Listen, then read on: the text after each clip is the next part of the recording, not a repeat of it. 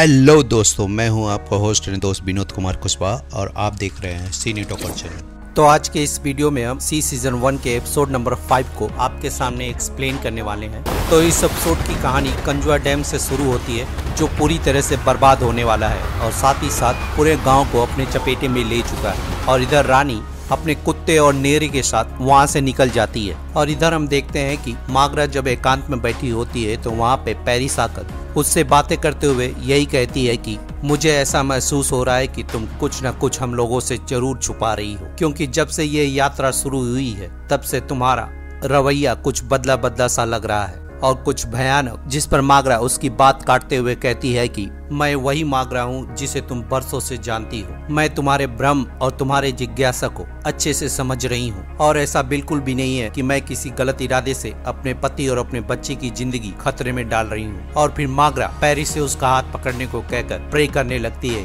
कि उसके बच्चे और उसके पति सुरक्षित यहाँ पे आ जाए। जिसके बाद हम बाबा बॉस और हनीवा और कोफून उस चोर को जंगल में ढूंढने की कोशिश कर रहे होते हैं। तभी बाबा बॉस सीटी बजाकर अपने बच्चों से यही पूछता है कि क्या तुमने कुछ सुना है, जिस पर कोफून उससे यही कहता है कि मैंने किसी की गुनगुनाने की आवाज सुनी है। और फिर वो लोग उस आवाज का पीछा करते हुए उसके पीछे चले जाते हैं। और वहाँ पहुँचने पे कोफून उस जगह के बारे में बाबा बॉस से पूछता है, जिस पर बाबा बॉस उसे यही बताता है कि ये लोग ओपायोल या एक ऐसा खोजी दस्ता जो रातों में काम करके दिन में सोते हैं और इन्हीं लोगों ने शायद हमारी चीजें चुराई होंगी। और अपने भाई और अपने पिता को समझाकर हनीवा नीचे जाकर उस शख्स को खोजने लगती है और रास्ते को फॉलो करते हुए वो वहाँ पे पहुँच जाती है जहाँ पे उसकी सारी चोरी की हुई चीजें रखी होती हैं। और जब अपनी माँ की पोटली को उठाकर जैसे ही वो खोलने वाली होती है उसे एहसास हो जाता है कि कोई न कोई उसे देख रहा है। और बाबा बॉस और कोफून को हनीवा की चीखने की आवाज सुनाई देती है। जिसके बाद वो दोनों दौड़कर वहाँ पे पहुँचते हैं तो पता चलता है कि हनीवा बेहोश है। और जैसे ही वो शख्स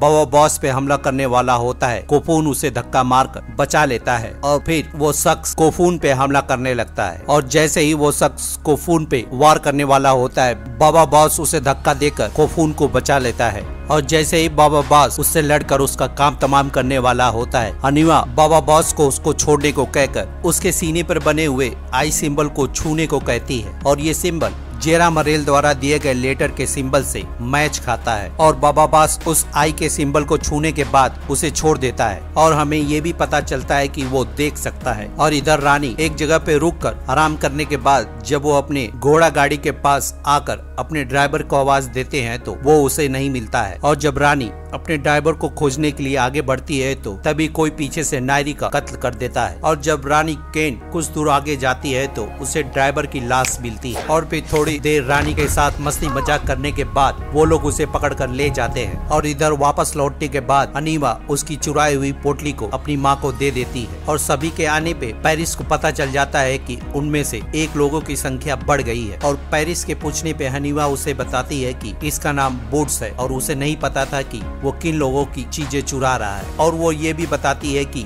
ये लड़का जेरा मरेल का बेटा है। और वो बताते हुए कहती है कि जब जेरा मरेल ने यहाँ से अपनी यात्रा खत्म की तो ओपायल के लोग इसे एक गुलाम की तरह ट्रीट करते थे। और जब विच फाइंडर की खबर मिली तो वो लोग यहाँ से भागकर इसे यहीं पे छोड़ गए। और बूट्स को अपने साथ रखने के लिए हनीवा और फैमिली में बहस हो रही होती है। तभी बूट्स उनसे कहता है कि मैं कभी भी लोगों के बीच नहीं रहा हूँ, इसलिए आप लोग जो भी कहेंगे वो सारी चीजें मैं करूँगा। जिस पर मागरा हंसते हुए उसे रहने की इजाजत दे देती है। और कुछ देर बाद मागरा बाबा बॉस को अपने पिता की आखिरी निशानी को देकर उसे खोलने को कहती है। और जब बाबा बॉस उसे खोलकर छूता है तो उससे यही बोलता है कि ये सारी चीजें इसी के लिए हो रही हैं। ये भी कहता है कि लगता है तुम्हारे पिता तुमसे बहुत ज्यादा प्यार करते थे। जिस पर मागरा बाबा बॉस से यही कहती है कि वो बहुत अच्छे इंसान थे, इसके साथ ही साथ वो बहुत ज्यादा दयालु और बुद्धिमान इंसान थे। अगर वो जिंदा होते मुझे लगता है कि वो तुम्हें बहुत पसंद करते। और बाबा बॉस उससे मजाक करते हुए कहता है कि ये कुछ ज्यादा ही हो गया। और फिर दोनों मुस्कुराने लगते हैं। और जब बाबा बॉस वहाँ से जाने वाला होता है तो मागरा उससे यही पूछती है कि तुम बूट्स पे भरोसा नहीं करते। जिस पर बाबा बॉस उससे यही कहता है कि मुझे किसी भी आदमी पे भरोसा करने में वक्त लगता है। और फिर मागरा उससे यही पूछती है कि फिर तुमने उसे यहाँ पे रहने कैसे दिया। जिस पर बाबा बॉस उससे यही कहता है कि इस सफर के अंत में वो अपने एक नए पिता से मिलेंगे। अगर कोफून कोफून की बात करें तो कोफून हमारी बातों को अच्छे से समझता है, लेकिन हनीवा अपने नए पिता से मिलने के लिए इतनी क्यूरियस है कि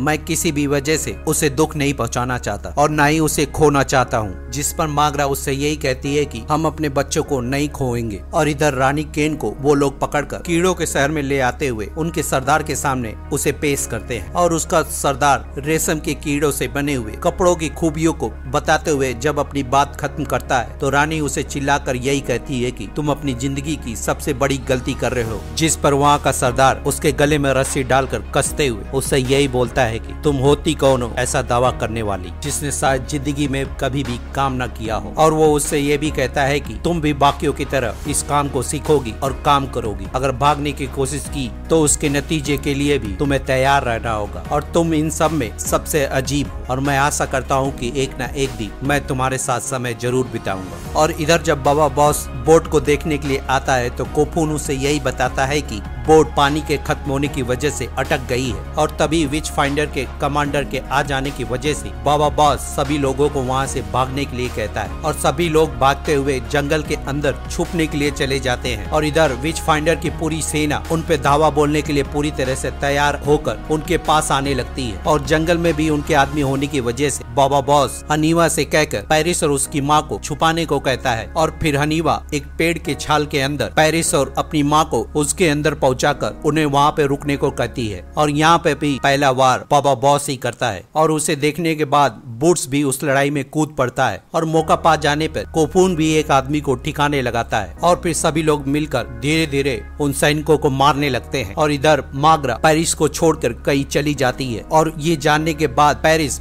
बाबा बॉस को पुकारती है जिसकी आवाज सुनकर हनीवा उनके पास आती है तो पेरिस उसे यही बताती है कि वो यहाँ से चली गई है और बाबा बॉस के आने पे वो उसे बताती है कि वो मेरा हाथ छोड़कर खुद यहाँ से चली गई है। और हनीवा अपनी माँ को खोजने के लिए बहुत जोर से माँ चिल्लाती है और इधर मागरा टमेक्टी-जून के पास आकर उसका नाम पुकारने लगती है और फिर टमेक्टी-जून अपने घोड़े से उतरकर तलवार को लेते हुए उसके पास जाने लगता है और मागरा उससे कहती है कि मेरी आवाज को सुनकर मेरे पास आओ। और जैसे ही वो उसे मारने वाला होता है मागरा अपना हाथ को हिलाते हुए उंगलियों में पहने हुए झुंझुने को बजाने लगती है और हमने ठीक ऐसा ही झुंझुना रानी केन के हाथों में भी देखा था। और उसकी आवाज को सुनकर टमेक्टी-जून अपनी तलवार को जमीन में गाड़कर उसके सामने सर झुका लेता है और हमें पता चलता है कि मागरा कोई आम इंसान नहीं, रानी केन की बहन प्रिंसेस मागरा है। और सभी लोग टमेक्टी-जून के कहने पर उसके सम्मान में सर झुका लेते हैं और ये एपिसोड इसी नोट के साथ खत्म हो जाता है। तो मिलते हैं इसके नेक्स्ट एपिसोड में